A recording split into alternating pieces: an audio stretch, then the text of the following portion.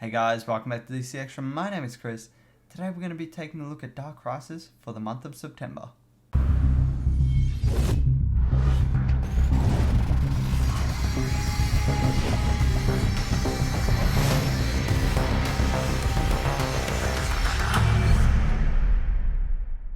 So this month we get 4 new comics, that being Dark Crisis on Infinite Earths issue 4, Dark Crisis Worlds Without a Justice League Wonder Woman, Dark Crisis Young Justice issue 4, and The Flash issue 786. Now let's kick it off with Dark Crisis issue 4. This issue is the first to be renamed Dark Crisis on Infinite Earths since the announcement at Comic-Con. Picking up from the end of last issue, Hal is on a Green Lantern planet and is being held captive. He attempts to escape, however fails. But before the other Lanterns, or whoever they really are, can hurt him, Barry comes in for the save.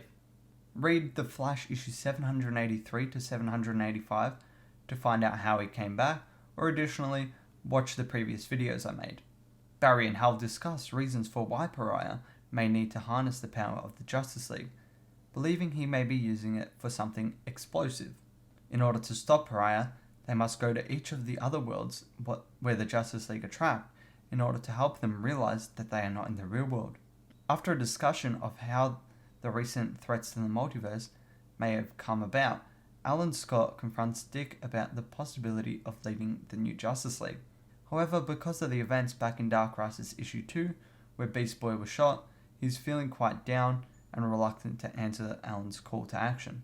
While Black Adam is making a case to the Legion of Doom, they are attacked by Deathstroke and the rest of his secret society, who are of course controlled by Pariah at this point in time.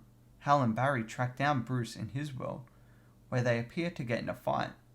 Alan leads John, Yara and Dick to the members of Justice League Dark, who appear to be mourning the death of Zatanna. Swamp Thing explains a theory that what the heroes are facing isn't the Great Darkness, but something that may have corrupted it. Meanwhile, at the battle between the Legion of Doom and Deathstroke's army, they realize that in order to stop the army from being controlled, they must kill Deathstroke. Luthor attempts to kill Deathstroke, but it's too late, as the multiverse is being rebirthed in that instant and causes Luthor to be attacked by the darkness.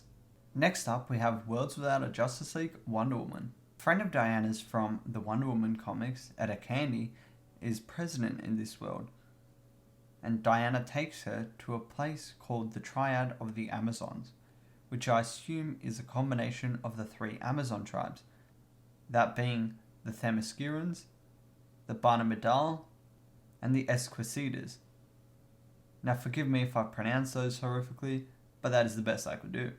This theory proves to be correct, as we can see Amazons from all 3 tribes here later on.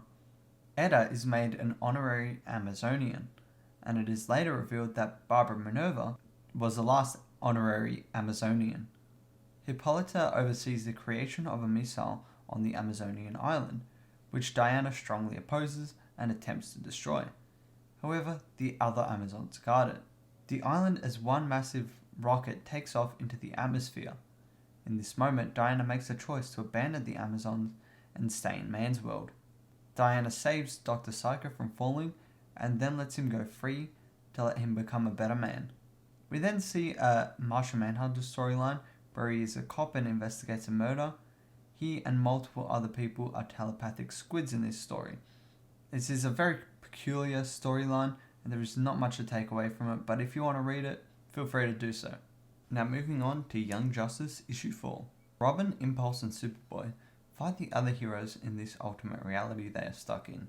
After fighting off the heroes for some time, Superboy suggests they accept this new world, and that may stop the fighting.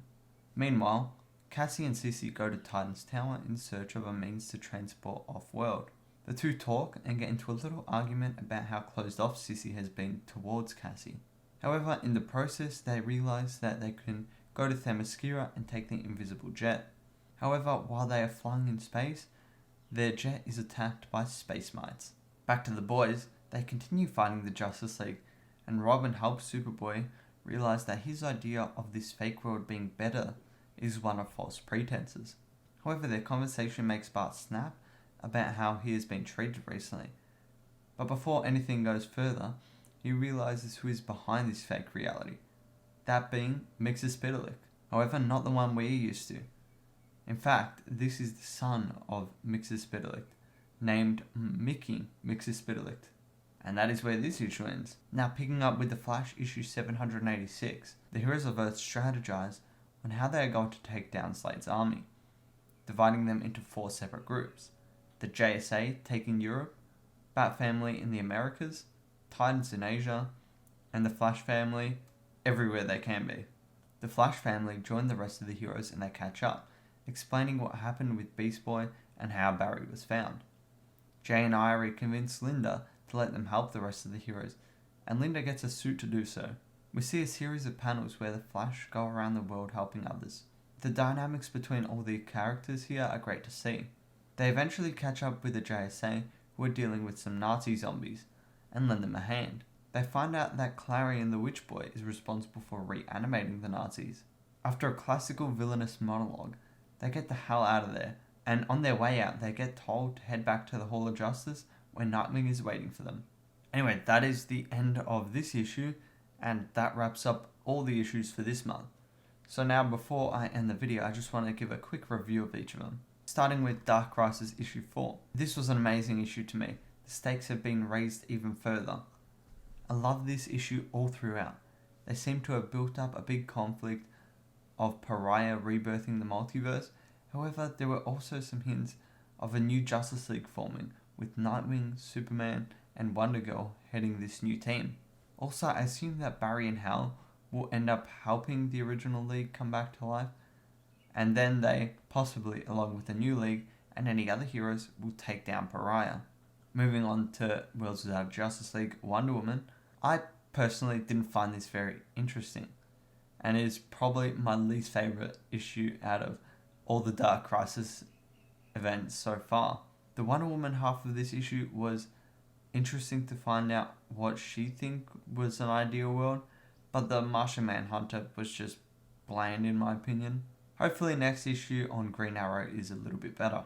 However, being much better, Young Justice issue 4 was great, tied together a lot of loose ends, and had Cassie and Sisti connecting more, working out their issues. Next issue should be interesting, seeing how the boys deal with Mickey, and hopefully we get to see them reunite with the girls. And as for the Flash 786, again, love this issue. The dynamic between all the characters was amazing to see, especially Jay and Irie interacting with the rest of the heroes. The severity of the crisis being added to once again, and lots of potential for next issue. But anyway, that is the end of this video, so I hope you did enjoy. If you did, please consider leaving a like and subscribing for more content like this. And be sure to check out my Twitter account to stay up to date on everything DC and more.